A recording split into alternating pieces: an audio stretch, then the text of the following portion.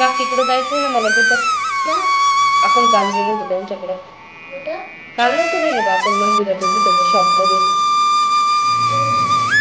ठीक आहे जायचंय ते काकू जाईल आता बियांनी काय केलंय हे बघा कॅरेट मधले कांदे बाहेर टाकलेत आणि स्वतः कॅरेट मध्ये जाऊन बसला चंपू ए पिल्ल्या काय केलं तू शेमड्या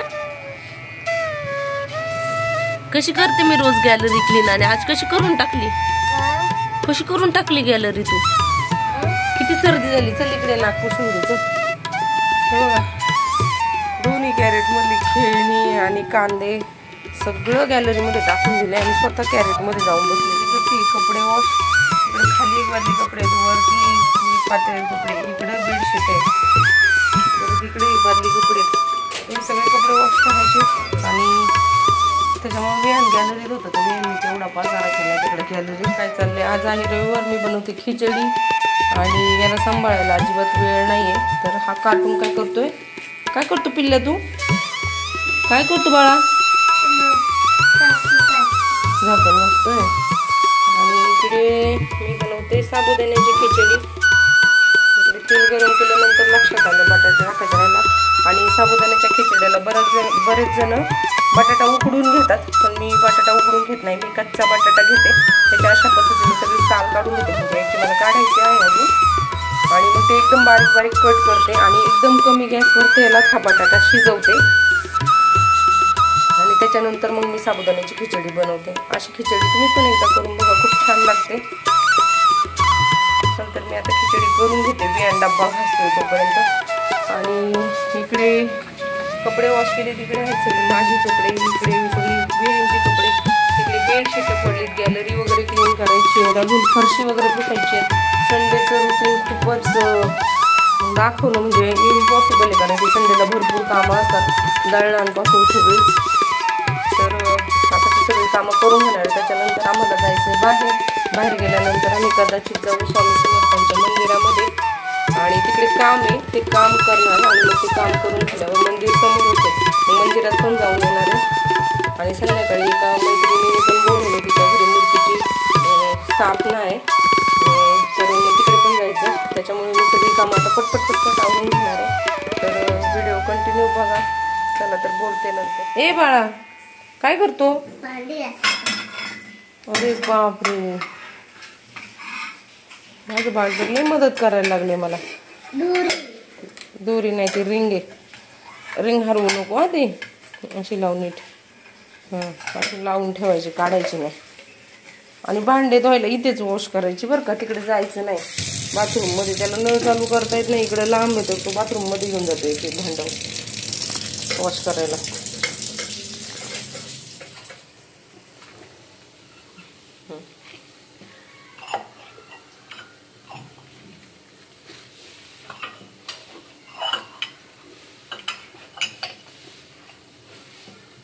पर कप चमकायलाच लागले आमचे सगळे भांडे घासून झाले तिकडं भांडे नव्हते घासायला तर आतमधले कप घेतलेत आणि ते घासतोय आणि बराच वेळ झाला दोनच कप घासतोय तर ते एवढे छान चमकायला लागलेत ना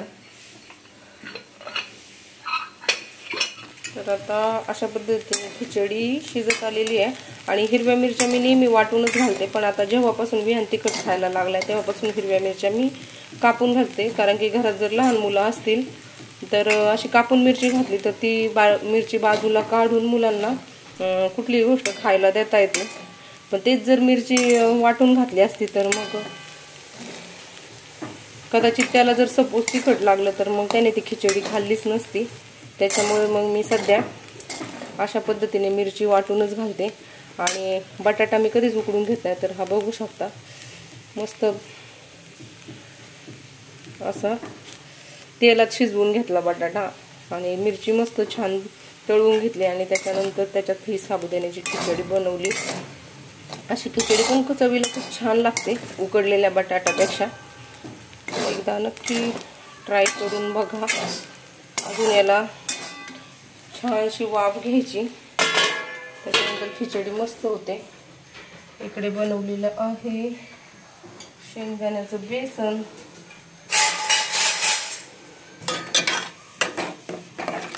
तर काहींना खूप पातळ बेसन लागतं, पण आमच्याकडे असं घट्टच आवडतं यांच्या बाबांना, त्याच्यामुळे मग मी अशा पद्धतीने केलं. आमच्या इकडे याला शेंगदाण्याचं बेसन म्हणतात, काही ठिकाणी याला शेंगदाण्याची आमटी पण म्हणतात.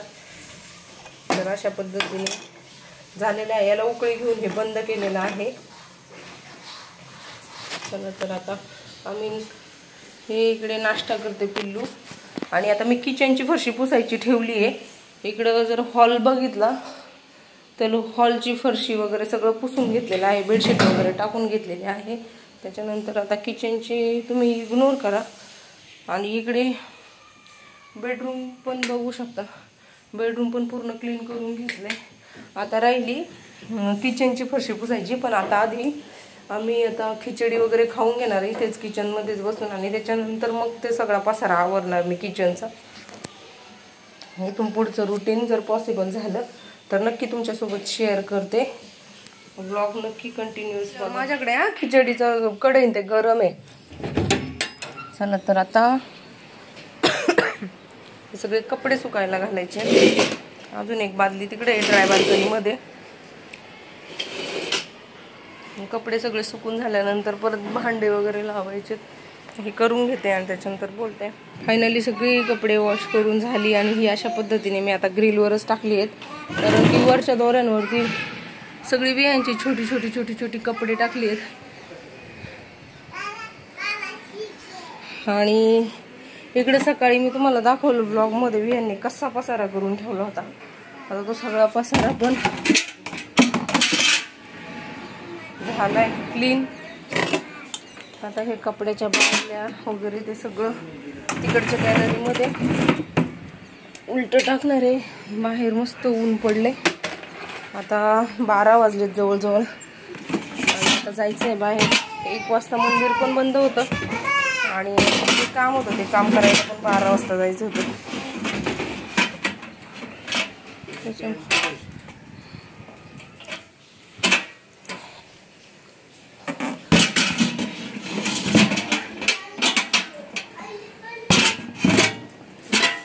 माझ्याकडून पाणी सांडलं तिकडे, तर विहान बाबांना नाव सांगतोय आईने पाणी सांडलं.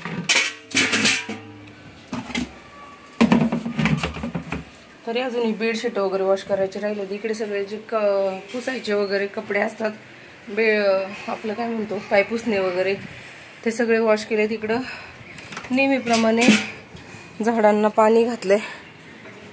तर बाहेर असं ऊन पडले, आणि अजून 12 वाजता बाहेर जायला निघायचं होतं, पण आता भरपूर उशीर झालाय.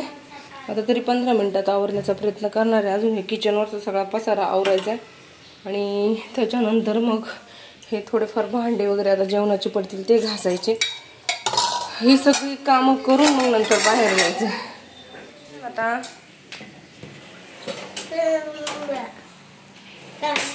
कुठं असतो बघ ना, कुठल्या ड्रॉवर मध्ये असतो, खालच्या असतो ना, मग विसरलं का?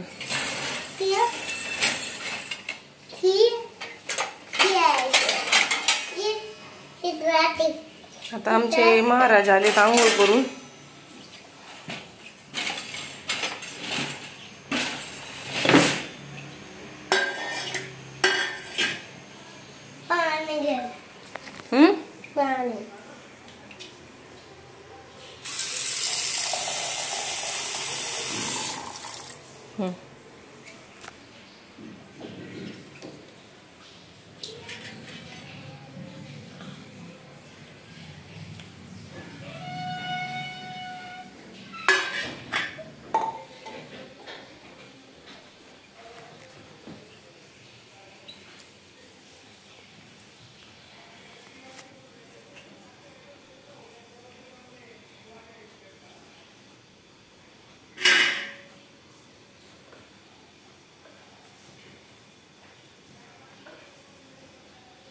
मी तिकडे फ्रीजच्या वायरी ओढायला जातो, त्याच्यामुळे देवघर आम्ही अशा पद्धतीने ठेवलं होतं, कारण की तो खूप देव वगैरे घ्यायचा देवघरातून प्रत्येक वेळेस. लहान होता तेव्हा.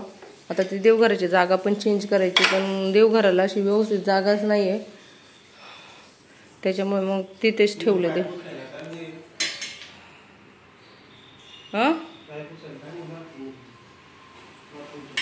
हो टाकते.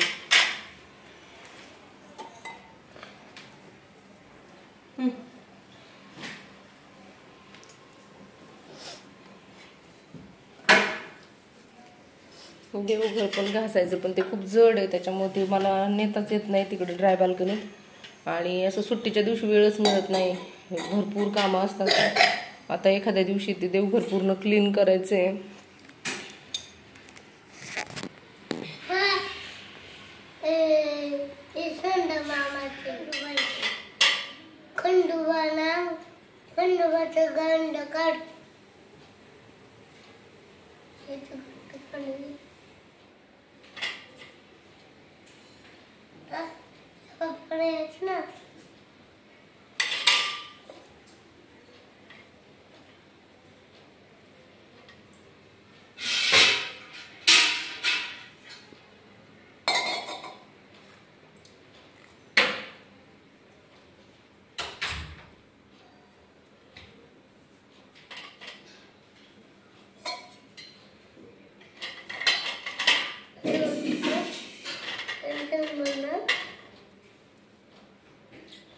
कोण आहेत ते? कोण आहेत बाबू ते? हो का?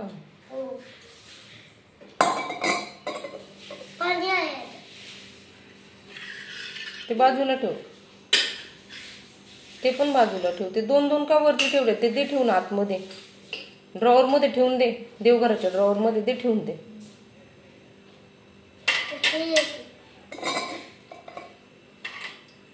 सगळे देव घे ना आधी ताटामध्ये, मग सगळे देव धुवायचे. एक एक एक एक एक एक काय चाललंय तुझं?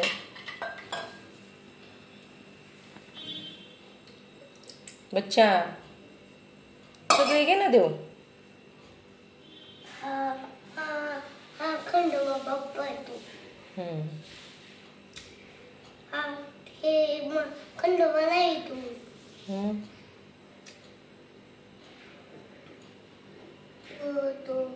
ठेव, चल चल चल चल. बरं ठेवा. बाबा आल्यावर बाबांना विचारून घे कुठल्या देवाला कुठला देव म्हणतात, मग तुझ्या लक्षात राहील. ना चालेल ना? मग बाबा आल्यावर बाबा तुला सांगतील देवांची माहिती सगळी. हा बरं का? तू रोज देवपूजा करतो म्हटल्यावर तुला माहिती असायला हवं ना, तू कुठल्या देवाची पूजा करतो, काय करतो.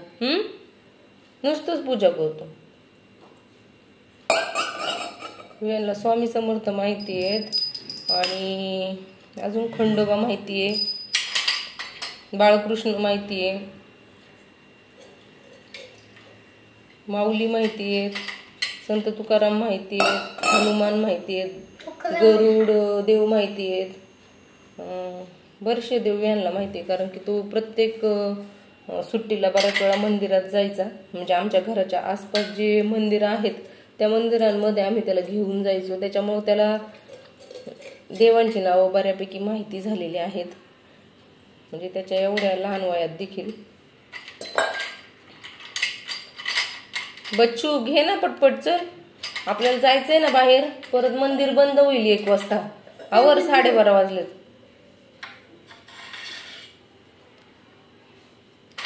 चल मला ते काम करायचं ते पण बंद होऊन जाईल, मग 1 वाजता ते शॉप पण बंद होऊन जाईल. चल लवकर. ते काकीकडे जायचंय ना मला तिथं.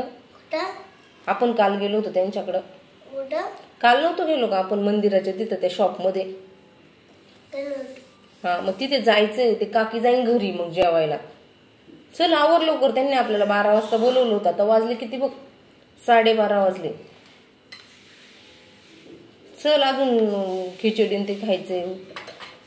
मी जाऊ का मग? मी एकटीच जाते. तुला यायचं काय?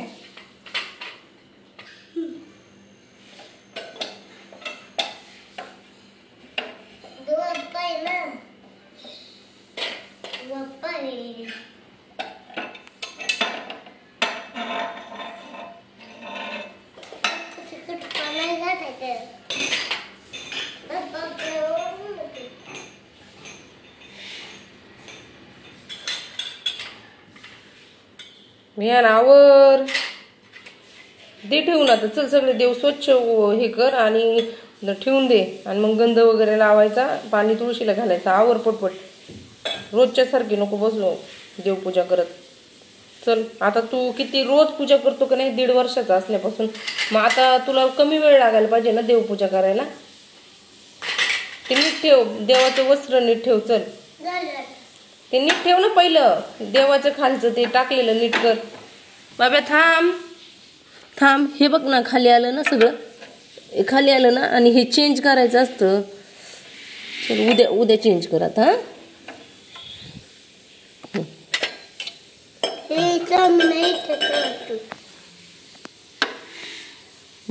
बरोबर. बाळकृष्ण कुठे आहे? बाळकृष्ण पप्पा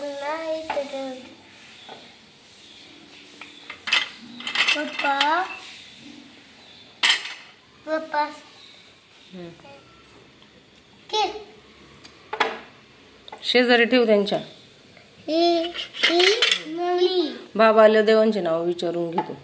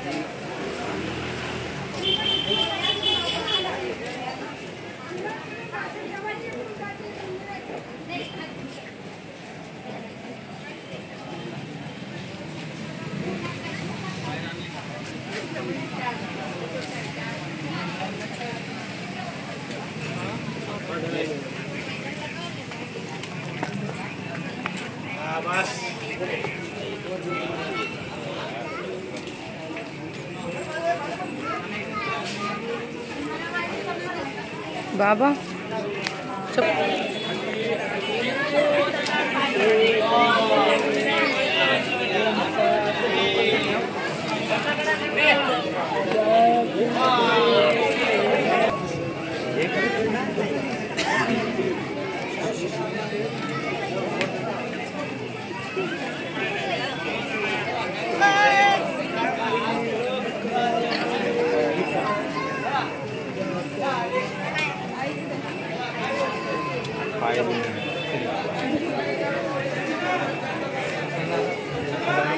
उतर रे जरा पाय उचलत नाही पोरगा. बापरे बा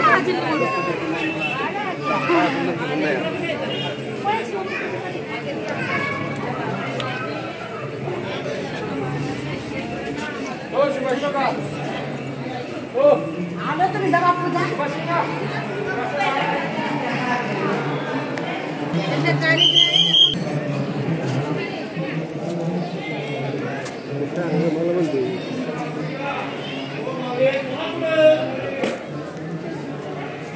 कर ना मग. कोणते महाराज आहेत आम्ही? एकनाथ. अरे डोकं टिकून पाया पडायचं असतं. त्याचे ना पाय दुखतात ते, काल दांडिया खेळलाय ना भरपूर.